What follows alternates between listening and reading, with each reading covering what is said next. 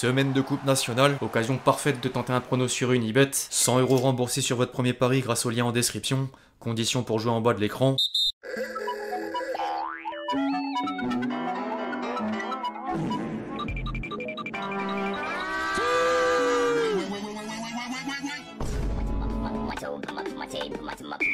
L'équipe, j'espère que vous allez bien aujourd'hui. Nouveau 5, au programme du jour, sans surprise, un bilan du week-end dans les 5 championnats majeurs, dont la 27e journée de Ligue 1, une séquence Mbappé entre l'extrait d'un discours avant France-Croatie et l'entretien du joueur pour un média espagnol, les conséquences de l'éviction de Dorival Junior à la tête de la sélection brésilienne, quelques informations autour du prochain mercato, avant de conclure en images par la compile de buts traditionnelle. Bien plus à venir, comme d'habitude dans le reste de cette vidéo, les amis, vous connaissez le dicton, je compte sur vous d'avance pour lâcher votre plus beau like. Au-delà du référencement, c'est le meilleur moyen d'apporter votre soutien. Merci à tous ceux qui le feront, vous êtes les boss.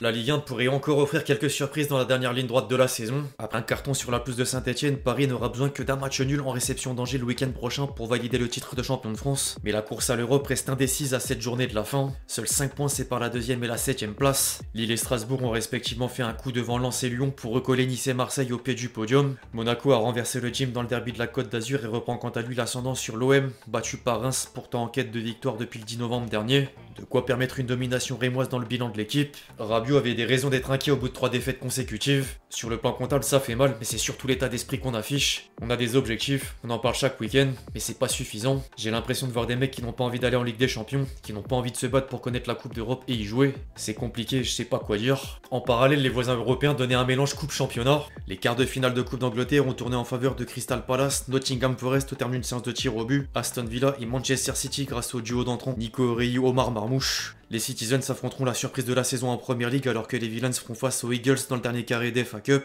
En Allemagne, le Bayern a retrouvé le goût du succès devant St. Pauli et conserve 6 points d'avance sur les Leverkusen en tête de Bundesliga. Derrière, Leipzig retombait malheureusement dans ses travers sur la pelouse de Gladbach. Le revers de la formation Red Bull vient dans le même temps d'amener l'éviction de Marco Rose. Quelques heures plus tard, les dirigeants du club allemand ont annoncé un successeur en la personne de Zotlow, l'adjoint historique de Thomas Tuchel lors de ses passages au PSG, à Chelsea ou encore au Bayern. En parlant d'entraîneur, Igor Tudor réussit quant à lui une entrée en matière positive. En Italie, la Juventus s'est imposée devant le Genoa sur le plus petit des scores et réduit l'écart sur l'Atalanta au pied du podium de Serie A.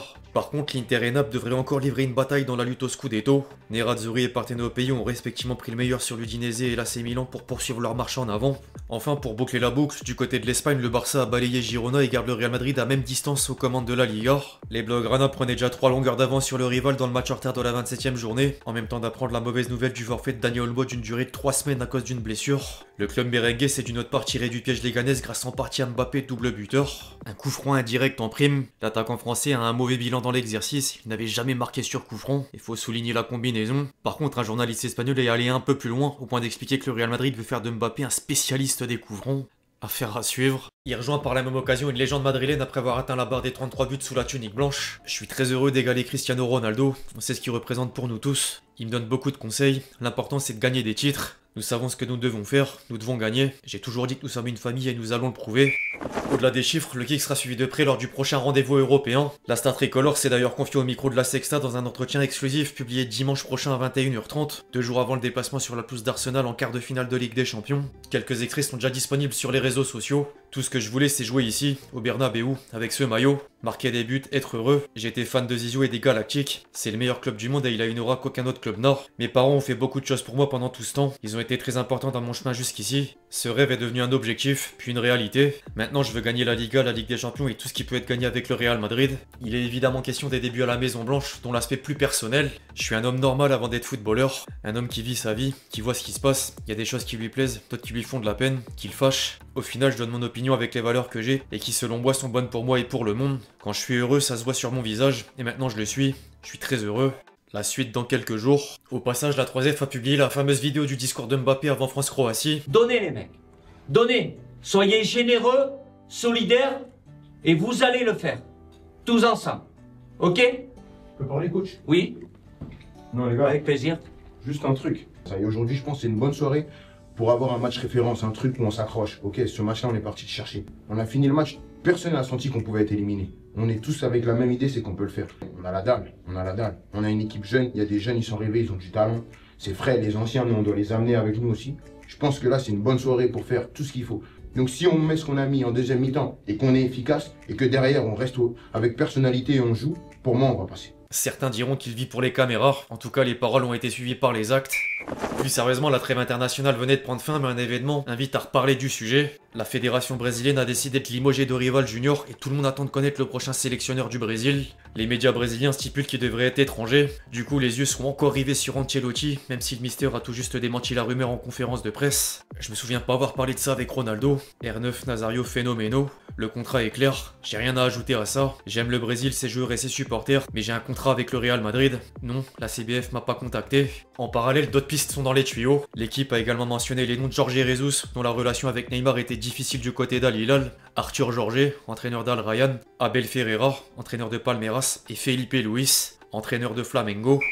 En parlant de rumeurs, le prochain mercato prend un peu d'avance chez les cadres européens. Arsenal a officialisé l'arrivée d'Andrea Berta au poste de directeur sportif. L'architecte du projet de l'Atlético Madrid depuis 2013 aura préféré l'Angleterre malgré une approche discrète du PSG en vue de succéder à Luis Campos. Il serait même au travail pour concrétiser un gros dossier dans les prochains jours. Une source anglaise indique que le dirigeant italien s'est activé sur la piste Gyökeres. Du côté de Manchester City, la fenêtre estivale pourrait être mouvementée dans le sens des arrivées comme des départs. Sky Sports a avancé que le club mancunien prévoit 3 départs, dont Grealish, De Bruyne et Gundogan, en même temps de viser un rajeunissement de l'effectif. Les Citizens seraient Florian Wirtz et Hugo Larsson en ligne de mire. En France, le PSG apparaît quant à lui dans la liste des courtisans pour 2 joueurs. AS rapporte que Paris est intéressé par le gardien de l'Espagnol du nom de Juan Garcia, face aux longueurs des négociations pour une prolongation de Donnarumma. Le Barça, le Bayern, Leverkusen et Manchester United seraient également sur le dossier. En parallèle, un tabloïd anglais ajoute le club de la capitale parmi les observateurs d'une pépite de Leicester en la personne de Jérémy Monga. Il n'a que 15 ans et attise déjà la convoitise. Affaire à suivre. Avant de conclure les amis, tradition oblige, la compile de buts.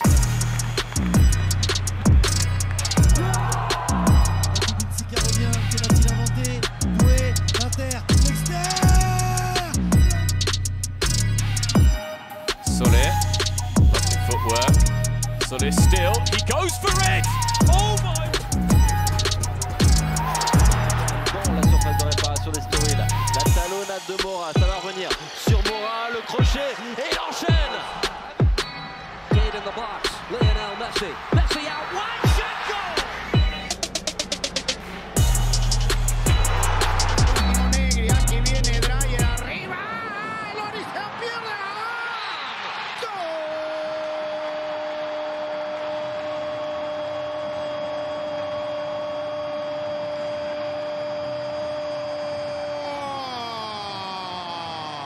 Bref, l'équipe c'est tout pour le fact du jour, j'espère vraiment qu'il vous a plu, je compte sur vous si c'est le cas pour lâcher votre plus beau like, comme d'habitude. N'hésitez pas à réagir dans les commentaires sur tous les sujets qu'on a pu traiter aujourd'hui, puis d'ici là, on se retrouve très vite sur la chaîne pour de nouvelles vidéos, c'est Lexti. Ciao ciao.